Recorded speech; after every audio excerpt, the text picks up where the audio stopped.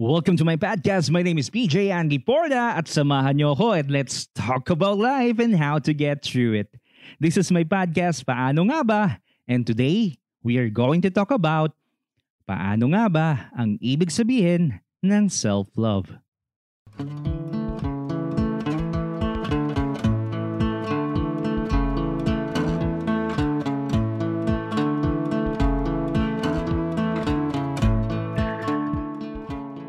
Madalas nating naririnig itong mga katagang self-love. Hindi na ito bago sa ating vocabulary.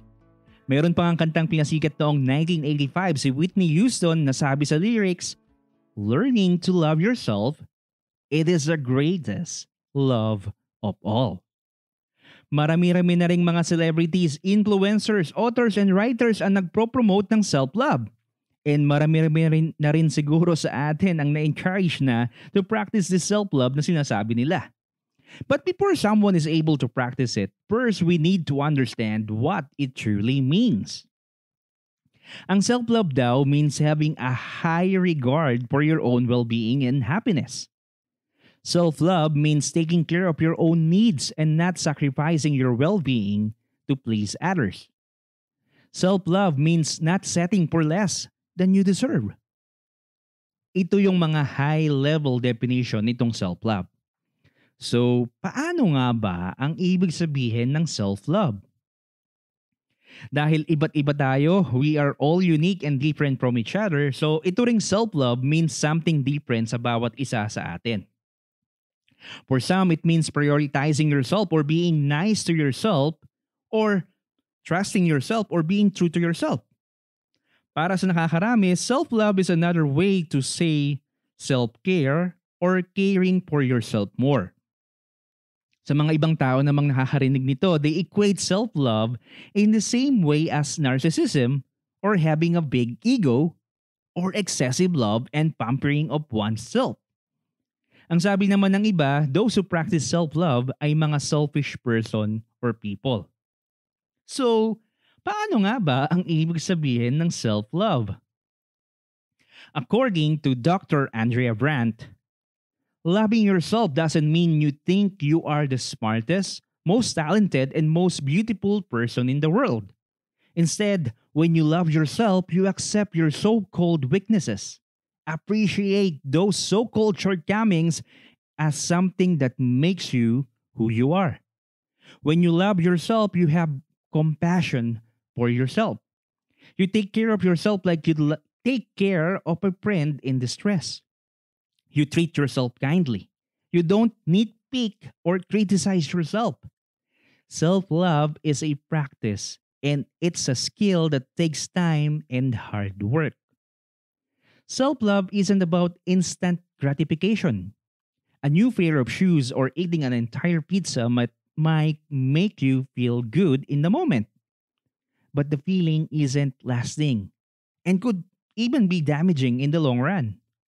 Self-love means giving yourself what your body, brain, and soul needs for the marathon that is life.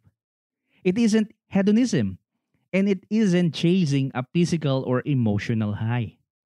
The practice of self-love is the practice of nourishing yourself.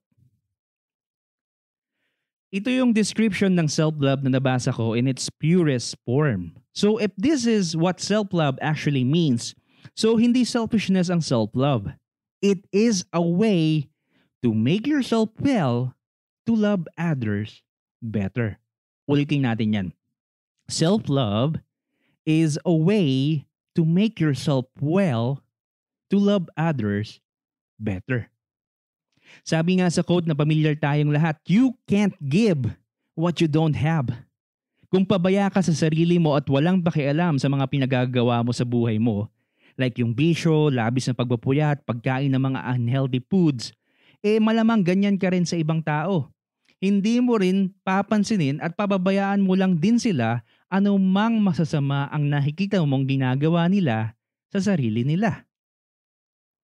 So, paano nga ba ang ibig sabihin ng self-love? Sabi nga natin kanina, self-love is not simply a state of feeling good. Hindi ito sa pagbibigay natin sa ating sarili ng mga bagay na magdadala ng pansamantala lamang na happiness na maya-maya or bukas or sa makalawa ay wala na. Self-love is a state of appreciation for oneself that grows from actions that support our physical, psychological, and emotional growth. Ito, ilan sa mga practical ways para ma-practice natin ang self-love. Una, dapat daw tayong mag-set ng boundaries. Having healthy boundaries means knowing and understanding what your limits are. You love yourself more when you set limits or say no to any activities, physical or mental, that deplete or harm you physically, emotionally, and spiritually, or express poorly of who you are. Halimbawa na lang sa pagpupuyat.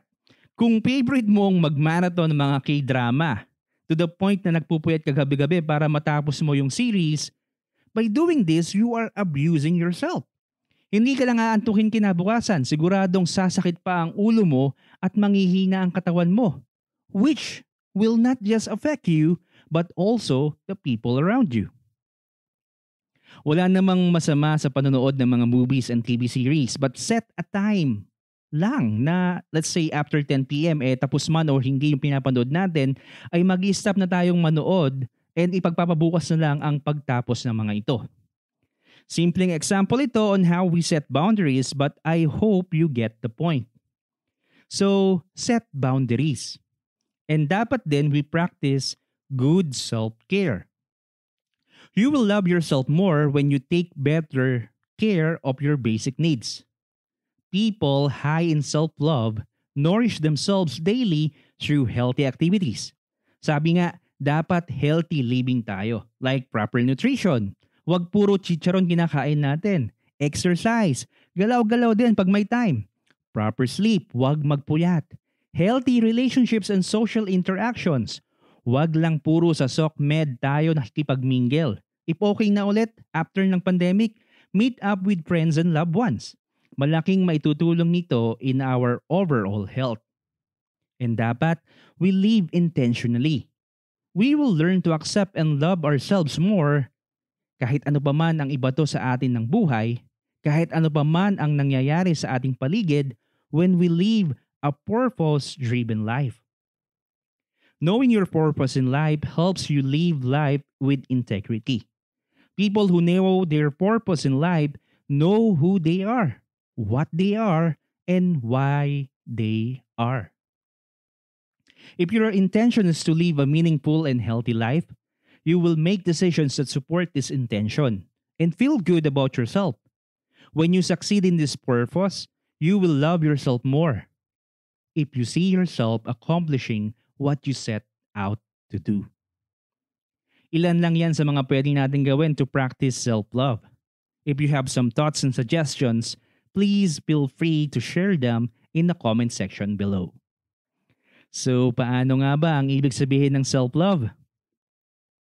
When Jesus was asked about what is the greatest commandment in the law of God, Jesus' answer is that you shall love the Lord your God with all your heart, and with all your soul, and with all your strength, and with all your mind. This is a great and first commandment. And the second is like it. You shall love your neighbor as yourself. We love because He first loved us. God first loved us. We will learn how to love ourselves and share that overflowing love that comes to the one who first loved us kung patuloy nating pagyayabungin ang pag-ibig natin sa Kanya. Sabi nga, we love ourselves and we love others best when we love God most. Salamat for joining my podcast. I hope you learned something and I hope you enjoy listening to it. Let me know your thoughts and I hope to see you again in our next episode. So this is Paano Nga Ba with PJ Antiporda signing off and saying, God bless us all.